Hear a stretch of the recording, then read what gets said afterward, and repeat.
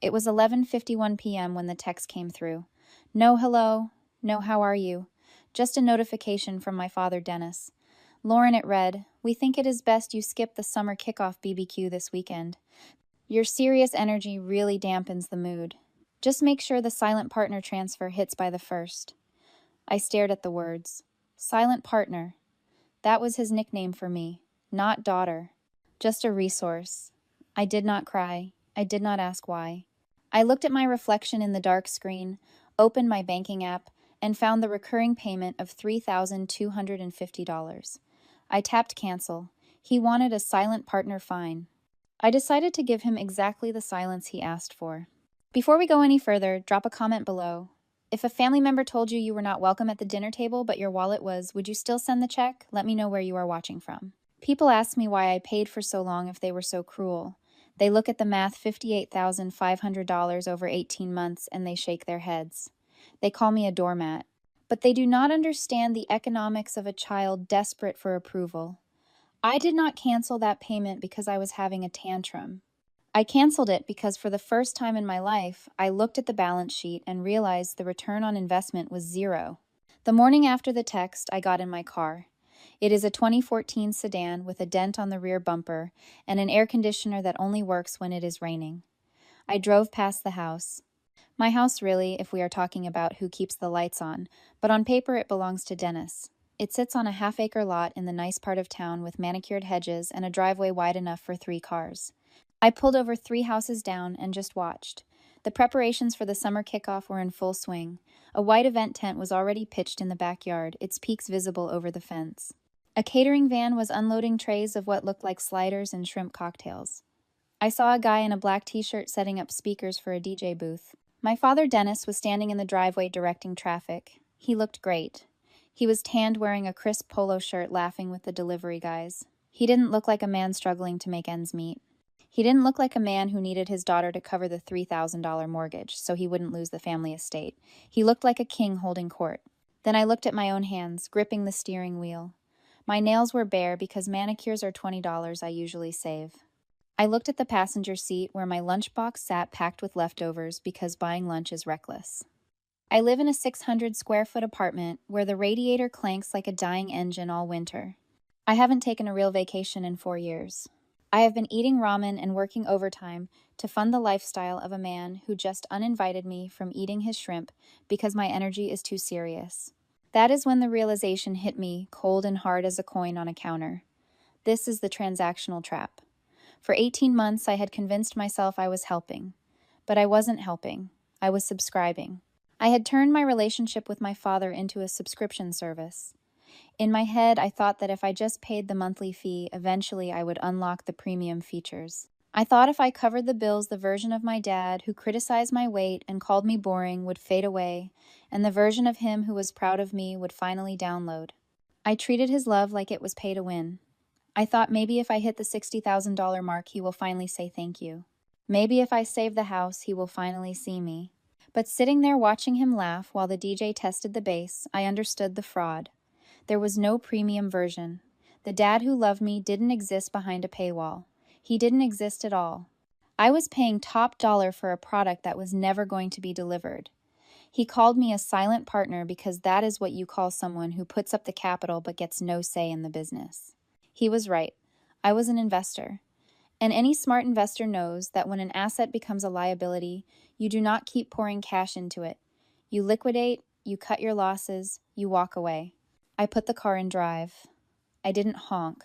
I didn't wave. I didn't scream out the window that I paid for that tent and that food and that driveway. I just drove away back to my small, quiet apartment. The anger wasn't loud this time. It was clinical. It was the feeling of closing a bad account. I wasn't sad anymore. I was just done paying the bill. The first of the month arrived like a held breath. For the last year and a half, the first was a day of subtraction. I would wake up, check my phone, and see the notification that $3,250 had left my account. It always felt like a little amputation, a necessary loss to keep the family body healthy. But this morning, the notification never came. The money stayed right there, sitting in my checking account like a soldier who had been ordered to stand down. I went to work. I sat in meetings. I drank my coffee, and I waited. There is a specific kind of heartbreak that comes from silence. Part of me, the stupid, hopeful part that I was trying to kill, thought that maybe someone would call. I thought that when the money didn't arrive, their first instinct might be worry. I thought my father might call and say, "Lauren, the transfer didn't go through. Are you okay? Did you lose your job? Are you in the hospital? Did something happen?" I waited 24 hours. My phone did not ring. I waited 48 hours. My inbox remained empty.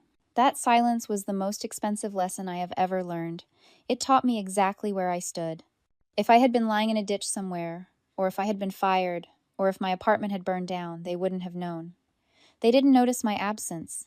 They only noticed the absence of my utility. They didn't miss Lauren. They missed the deposit. On the third day, the silence broke. But it wasn't with concern. My phone buzzed while I was heating up dinner. A missed call from Dad, then a voicemail. I put the phone on speaker and set it on the counter. His voice filled my small kitchen casual and irritated, like he was ordering a pizza and they had forgotten the pepperoni. "Hey, Lauren," he said. "Just got a notice from the bank that the transfer failed. Must be some kind of error on your end. Fix the glitch as soon as you get this. It is embarrassing to have them calling me. Let me know when it is done." Click. Fix the glitch. I stared at the phone. I wasn't a daughter to him. I wasn't even a partner, silent or otherwise. I was software. I was an appliance that had stopped working. You don't ask a toaster if it is feeling okay when it burns the bread. You just hit it, or you unplug it, or you yell at it to work. I was just a malfunction in his otherwise comfortable life. I didn't call him back. I didn't text. For the first time in my life, I realized that I held the remote control. I simply deleted the voicemail. 2 days passed. The silence from my end was no longer passive. It was heavy. It was a wall I was building brick by brick, and that is when the confusion on their end turned into rage. They realized the appliance wasn't broken.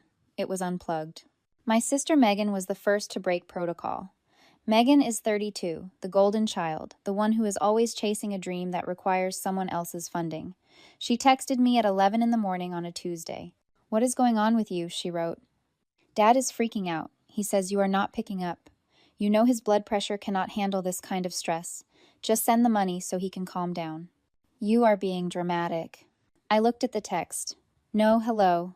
No question about why I wasn't at the barbecue. Just a demand to regulate our father's emotions with my checkbook. She didn't care about the money. She cared that if I didn't pay it, the problem of Dad would fall on her. She needed me to be the buffer. She needed me to be the wallet so she could keep being the princess. I typed out a response. I wanted to scream.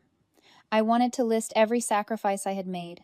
Every lunch I had, skipped every pair of shoes I hadn't bought so they could have catered shrimp. But then I remembered the text. Silent partner. I backspaced until the screen was blank. I put the phone face down. I went back to my work. If they wanted a ghost, I would be the most haunting thing they had ever seen. I would be completely terrifyingly silent. By day 7, the silence wasn't just heavy, it was weaponized. My refusal to engage had stripped away the polite veneer of our family dynamic, exposing the ugly machinery underneath. When you stop playing your role in a toxic system, the system doesn't just pause to reflect. It attacks. Aunt Brenda entered the chat on a Thursday evening. Brenda is my dad's older sister, a woman who wields scripture like a switchblade. She didn't text. She sent a voice memo, probably so she could hear the righteousness in her own voice. "Lauren," she began, her tone dipped in that fake sugary concern that burns going down. "Megan told me what is happening. I know you are upset about the party, dear, but punishing your father financially is a violation of the commandment. Honor thy father. He raised you. He put a roof over your head for 18 years. You owe him this security. Do not let bitterness poison your spirit. Send the money and let's put this ugliness behind us." I sat on my couch, the voice memo playing on a loop. You owe him. The guilt hook snagged right where she intended it to. My stomach twisted. Was I being petty? Was I being ungrateful? He did raise me. Maybe I was the bad guy here. The programming runs deep when you have been the dutiful daughter your whole life. I handed the phone to Caleb. He is an architect, logical, structural, sees the world in loads and supports. He listened to Brenda's sermon, his face unmoving. When it finished, he didn't look angry. He looked like he was inspecting a crack in a foundation. "Do you know what this is?" he asked, handing the phone back. "Guilt," I offered weakly. "Manipulation." "It is an extinction burst," he said. He sat down next to me, turning his body to face mine fully. In psychology, when you stop reinforcing a behavior, like when you stop feeding a lab rat pellets for pressing a lever. The rat doesn't just walk away. It freaks out. It presses the lever 100 times a minute. It bites the cage. It attacks the other rats. It screams. That spike in crazy behavior. That is the extinction burst. They are panic biting because the lever broke. I blinked. So, they are rats. He smiled just a little. In this scenario, yes. They aren't calling because they miss you, Lauren. They are calling because the pellet dispenser stopped working. If you give in now, if you send even $1 just to make the noise stop, you teach them that the price of your compliance is a little bit of harassment. You teach them that if they bite the cage hard enough, you will refill the bowl. The image clicked. Brenda wasn't a moral authority. She was just biting the cage. Megan wasn't a worried daughter. She was biting the cage. Dad wasn't a victim. He was the hungriest rat of them all. So what do? I asked. You let the burst burn itself out, Caleb said. You stay silent. You let them bite the metal until their teeth break. His words became my armor. When the next wave hit, I was ready. But I wasn't expecting the escalation to jump from spiritual guilt to legal threats so quickly. The email arrived late that night. The subject line was one word, capitalized, theft. I opened it, my heart, hammering a nervous rhythm against my ribs. It was from Dad. Lauren, I have spoken to an advisor. By abruptly ceasing the payments you agreed to, you are committing financial abuse. That mortgage was being paid in lieu of the rent and expenses you accrued during your childhood. We had a verbal contract. By stopping payment, you are essentially stealing the equity that belongs to this family, specifically to your sister's future inheritance. Consider this your final warning. If the funds are not transferred by tomorrow, I will be forced to pursue legal action for breach of verbal contract. Do not test me. Robert Dennis. I read it twice. Then I laughed. It was a dry, hollow sound that surprised me. He was accusing me of stealing equity. He was claiming my childhood was a loan I had to repay with interest. He wasn't just desperate. He was delusional. He truly believed that my money was his property, that my labor was his birthright. He was threatening to sue me for the privilege of paying his bills. I looked at Caleb. The rat is biting pretty hard, I whispered. Let him bite, Caleb said. But rats shouldn't threaten lawyers unless they want to get caught in a trap. I closed the laptop. I didn't reply. But the next morning, I made a call. If Dad wanted to talk about contracts and theft, I figured it was time to bring in someone who actually spoke the language. I treated the email exactly as it was written, a formal business threat. You don't cry when a vendor threatens to sue you. You audit the books. The next morning, I met Cousin Diane for coffee. Diane is Dad's estranged sister, the only person in the family who stopped drinking the Kool-Aid a decade ago. We met at a diner halfway between my apartment and her office. She looked at me over the rim of her mug, her eyes sharp and knowing. He sent the theft email, didn't he? She asked before I even sat down. I froze. How did you know? He sent the same one to our parents 20 years ago, she said, shaking her head. Claimed they were stealing his potential by not investing in his first business. Dennis has a script, Lauren. You are just the new lead actress. Hearing that was like finding the light switch in a dark room. I wasn't special. I wasn't even uniquely victimized. I was just the latest mark in a long con. Emboldened, I told her about the plan. I am not just stopping payments, I said. I am sending a legal response. A notice of non-liability. Diane smiled, and it looked like a blade being unsheathed.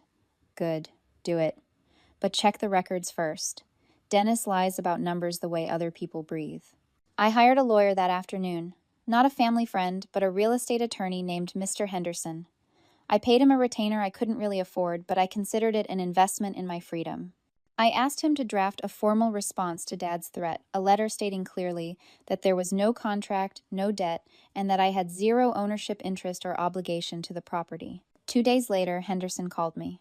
Lauren, he said, his voice flat and professional. I am reviewing the property records to reference the deed in your letter. We have a problem. What problem? I asked. Is my name on something? No, he said. The problem is the mortgage balance. You said you have paid over $58,000 in principal and interest over the last 18 months, correct? Yes. $2,400 a month initially, then he raised it to $3,250 because of variable rates. Lauren Henderson paused. The mortgage balance hasn't gone down. It has gone up. The room seemed to tilt. What? 6 months ago, a home equity line of credit, a HELOC, was opened against the property. It is maxed out, $65,000, and the primary mortgage is currently 90 days past due. The payments you were sending, they weren't going to the bank. I felt nauseous. Where did they go? Henderson hesitated. I cannot see his bank accounts, obviously, but the HELOC date aligns with a major purchase registered at the same address. A luxury recreational vehicle. A 2024 Gulfstream. I dropped the phone. The pieces slammed together in my mind, forming a picture so ugly I wanted to look away. 6 months ago. That was when Megan launched her travel influencer brand. I remembered the Instagram posts. New mobile studio, investing in myself, big things coming. She had posed in front of a sleek modern RV holding a bottle of champagne. I had assumed she rented it. Dad didn't just take my money. He took the equity I had been paying down for him, leveraged it to the hilt, and co-signed a loan for a $65,000 toy for his golden child. He used my money to buy her dream while telling me I was stealing her inheritance. And Lauren Henderson's voice came tinny from the floor where I dropped the phone. I picked it up. Yeah. The house is in pre-foreclosure. The bank has already filed a writ of possession. It is not a threat anymore. It is a schedule. I stood there shaking. This wasn't just financial abuse. It was theft. It was fraud. They were drowning, and instead of swimming, they had climbed on my shoulders to keep their heads dry while pushing me under. Draft the letter, I whispered. But don't send it yet. I want to see how this plays out. Because now I knew something they didn't. I knew the clock was ticking, and it was ticking a lot faster than they realized. Any rational person facing foreclosure does 3 things. They panic, they pack, and they beg for mercy. My family did none of those. Instead, they decided to throw a party. Not just a party, a gala.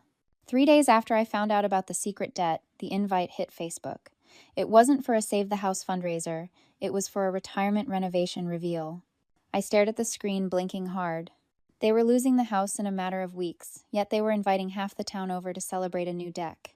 It felt like watching people rearrange deck chairs on the Titanic, except they were also bragging about how expensive the chairs were. Then came the content storm. Megan posted a reel set to inspirational acoustic music.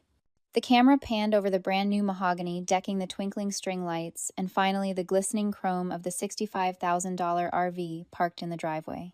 She did a little twirl holding a glass of champagne. The caption read, "Faith is trusting that when one door closes, a garage door opens. So blessed to launch my new mobile journey. God always provides. Van life. Blessed. Family first." God provides. For a sickening moment, I faltered. This is the moment they call the false victory. I sat in my dim kitchen, watching the likes roll in 200, 300, 400 hearts, people commenting.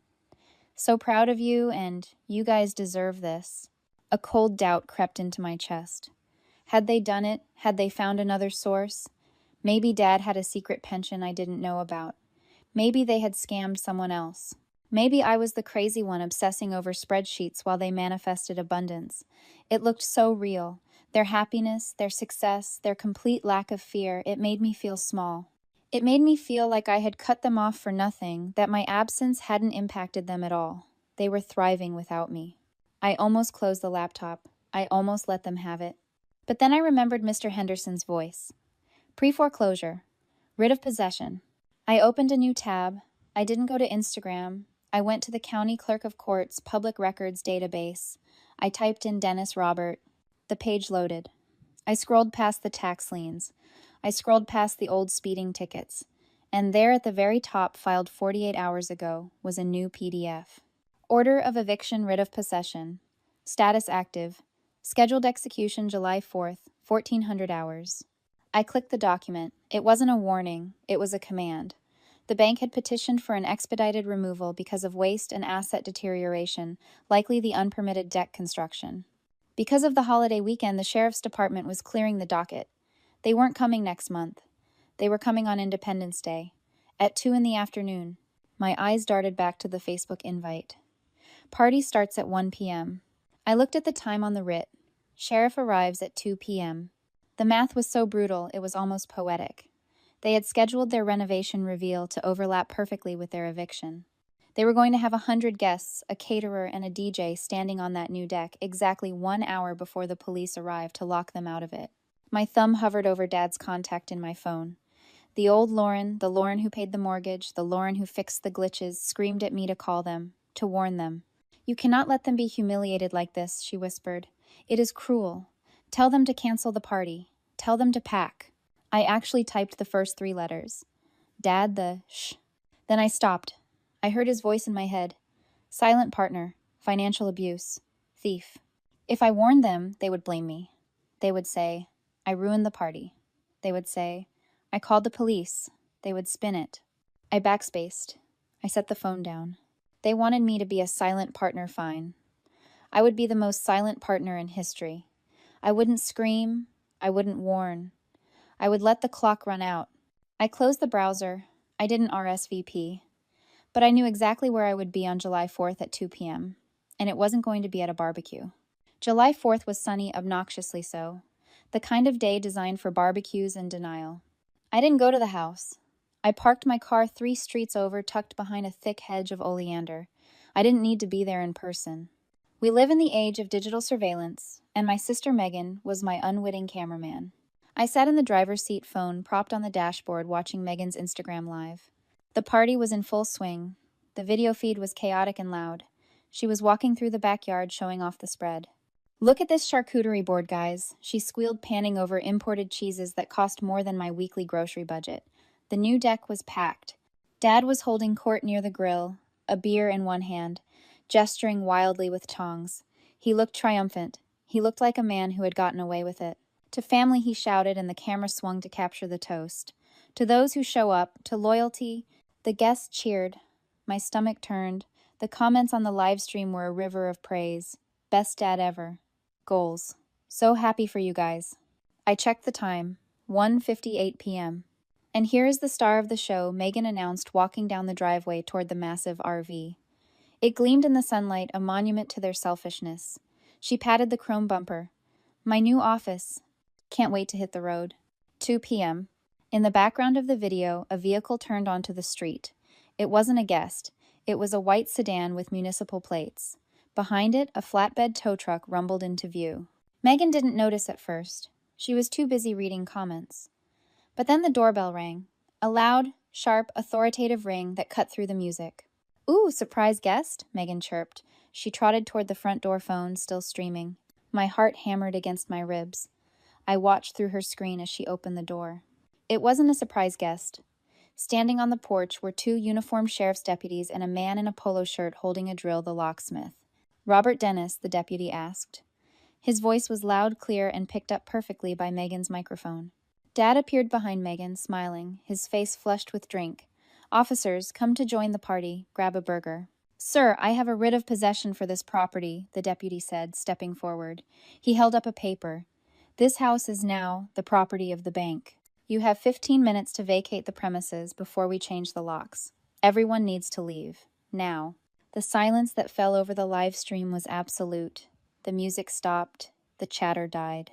What? Dad laughed. A nervous, high-pitched sound. That is a mistake. My daughter handles the bills. There is a glitch. There is no glitch, sir. The foreclosure was finalized 30 days ago. You were served notice. You need to step aside. Megan's camera shook. She spun around, capturing the scene in the driveway. The tow truck was backing up to the RV. Hey, Dad screamed, pushing past the deputy. That is my vehicle. You cannot touch that. We have a repossession order for the recreational vehicle as well, sir. Co-signed by the default mortgage holder. It is collateral. The chaos erupted. Dad started screaming, pointing at Megan's phone as if I were inside it. She did this. Lauren did this. She stopped paying. She ruined us. But nobody was looking at me. They were looking at him. The neighbors were peering over fences. The guests were hurriedly grabbing their purses and casseroles, scrambling to their cars to escape the embarrassment. I watched as the deputies physically blocked Dad from the tow truck. I watched as the locksmith started drilling into the front door of the house I had paid for. I watched Megan start to cry, not because they were homeless, but because her followers were seeing it. The screen went black as Megan finally realized she was still streaming and cut the feed. I sat in the silence of my car. I waited for the guilt to hit. I waited for the old feeling, the need to fix it, to save them. But it didn't come. Instead, I felt light. The air in the car felt cleaner. I started the engine. I didn't drive toward the house. I drove away. The aftermath was exactly what you would expect. Dad moved into a motel for a week, then Aunt Brenda's basement until she kicked him out for eating all her food. Megan scrubbed her social media, claiming she was taking a digital detox for her mental health. A week later, I got one last voicemail from Dad. He was crying. He sounded old. Lauren, he sobbed. Please. I just need a small loan. Just first and last month's rent for an apartment. I am your father. You cannot leave me like this. I didn't block the number. That would have required effort. I just pressed delete. The scene shifted. 30 days later, I sat on the floor of a living room. It was small. The carpet was beige. The walls needed painting. But the deed on the table next to me had one name on it: Lauren Dennis. Caleb walked in with 2 boxes of Thai takeout. He sat down next to me, handing me a fork. It is quiet, he said, looking around. Yeah, I said, taking a bite of pad thai. It is. Do you miss them? I thought about it. I thought about the barbecue. I thought about the silent partner text. I thought about the RV.